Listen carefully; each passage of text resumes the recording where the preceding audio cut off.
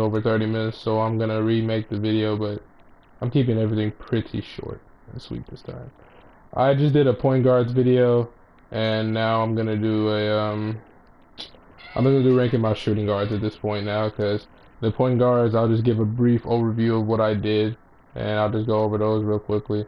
I had 5 tiers of point guards. Yeah, I had 5 tiers of point guards, and basically in my particular order from first to worst, it went along the lines of, it went from what, Curry, Luka, Dame, and that, something like that, you know.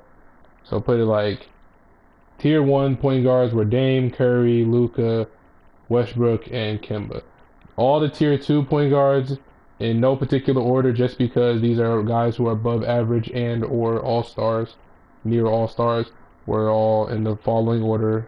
No particular order, just remember that. John Wall, Ben Simmons, Eric Bledsoe, Kemba, oh no, not Kemba, my bad. Kyrie, Ja Morant, Trae Young, Kendrick Nunn, De'Aaron Fox, Avery Bradley, Markelle Fultz, Jamal Murray, Malcolm Brogdon, Lonzo Ball, Derrick Rose, Kyle Lowry, and Chris Paul, and D'Angelo Russell. Then the rookie slash still need improvement ones were Ricky Rubio, DeJounte Murray, Derrick Rose, or no, not Derrick Rose, but Avery Bradley, Elfrid Payton, Mike Conley, Terry Rozier, and Darius Garland, and Kobe White, and Patrick Beverly. So yeah, basically, you know, you get the gist. Basically, they were like, yeah, there's like elite, above average, and then like average need work. So now we're gonna do so now, you know, like I said, we're gonna do the shooting guards now, and for the shooting guards, you know, it's just like the same thing pretty much. You know, we're gonna have elite, the top 5. Remember, this is not biased to me, and this is when everyone's healthy, and I go off of somewhat team success. You gotta have a little bit of team success in this orientation, because, you know, there's a lot of like people who, you know, for some reason it's not giving me the option of,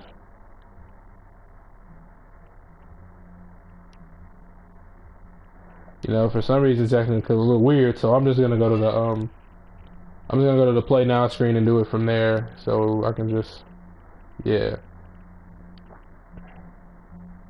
I'm gonna go to the play now screen and do it like that. So to start off from the Sixers, we're gonna go Josh Richardson, and Josh Richardson is literally, in my opinion, right underneath the second wave of like shooting guards. He's like right there at the average. He's gonna give you pretty decent scoring. He's gonna give you great defense, but the facilitating and scoring can be inconsistent from time to time. And I think it's only because he's on the Sixers. If you put him on a team where he could be the third, second option every night, then he probably would be a higher shooting guard. But I believe he's just in the average, and there's nothing wrong with that. He's just not as good as some of the shooting guards we're gonna mention.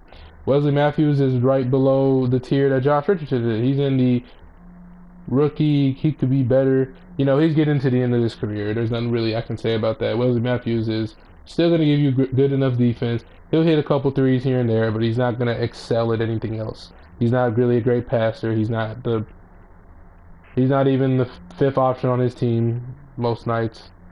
On a good night, he'll be the 4th at the best. You know, depends if Giannis is playing or not. So yeah, but nothing wrong with that either, Wesley Matthews. Zach LaVine is a tier 2 shooting guard. Zach LaVine is, without a doubt, one of the better shooting guards in the league. You know, sadly, I believe that he can't be any higher than a borderline top 10 one.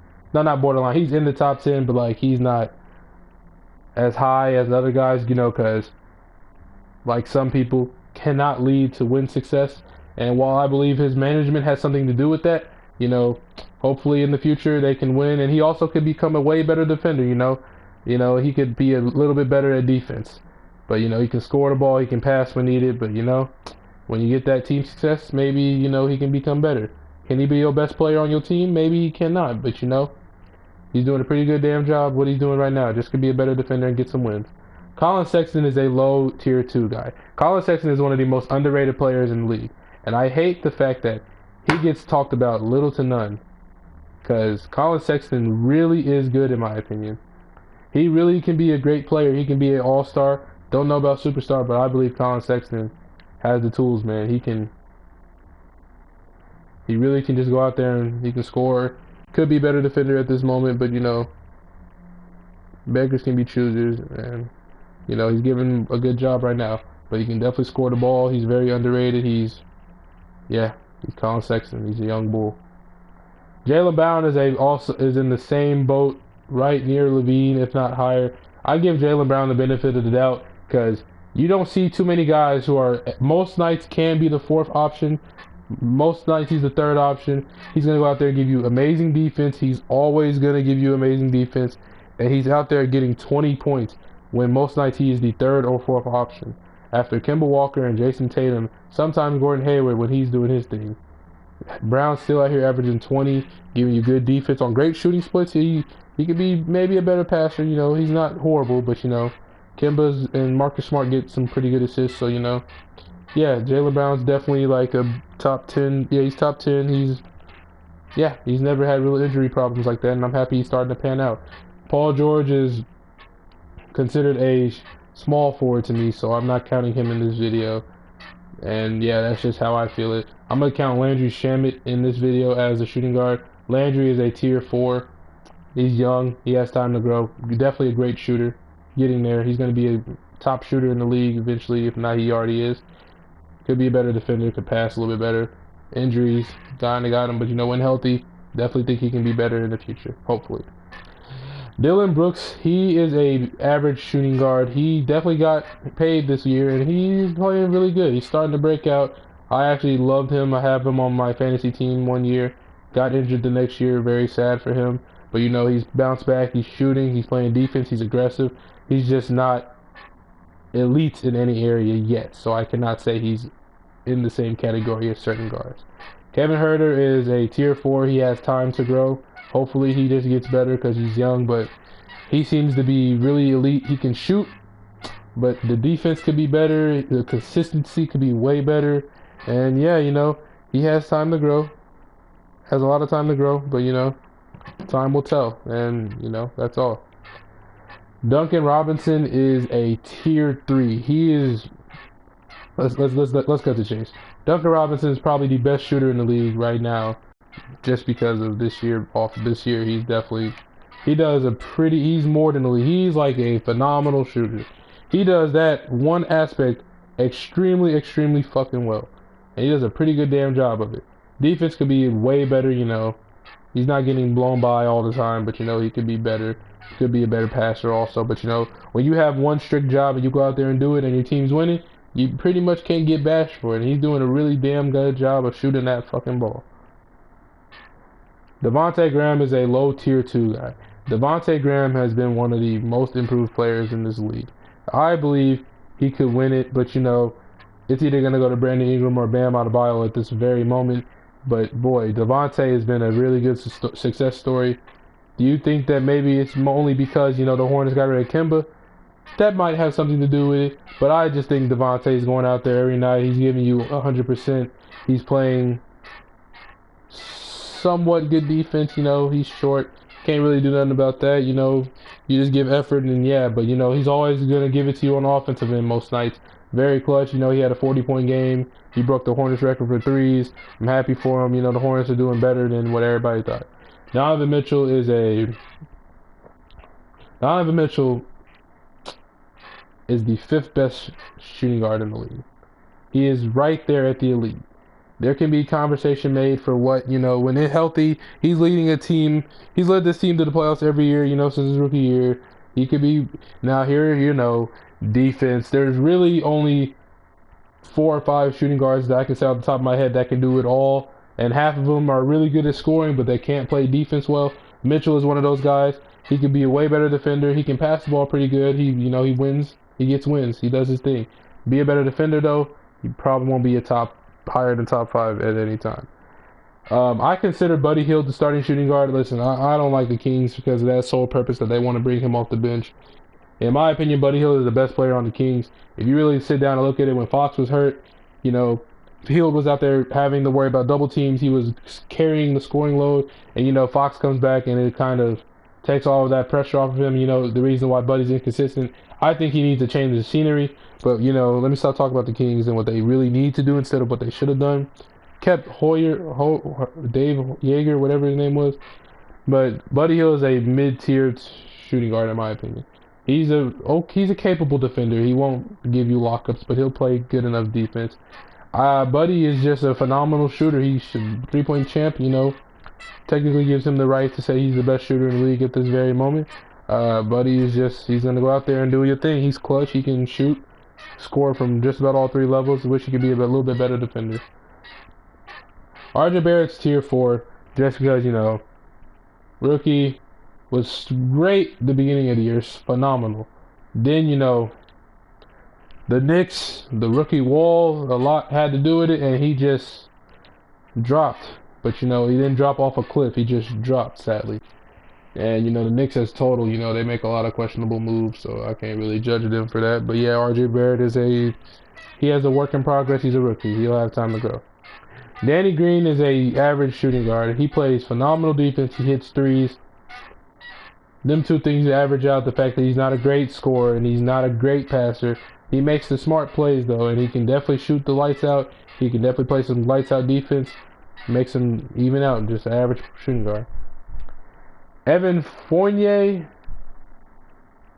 I'd say Evan Fournier.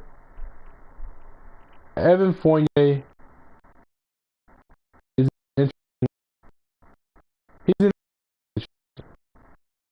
he's had a breakout. I think he's a tier. Hear me out. The Magic have been one of the most mediocre teams past. Ever since Dwight left, he's been one of the more mediocre players. And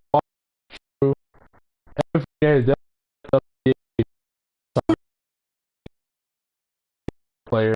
He's definitely broke out. Could he have been an all-star? Maybe, but there's a lot going on. So I think he's a low tier 2 type shooting guard. Steph Curry has played his part pretty good for the Mavs. I don't think he's a starter though. I'm gonna say Tim Hardaway. Hardaway is a average shooting guard. Hardaway has definitely stepped up though. I think Hardaway stepped up to the plate when they needed it. And yeah, Hardaway's just doing his job, man.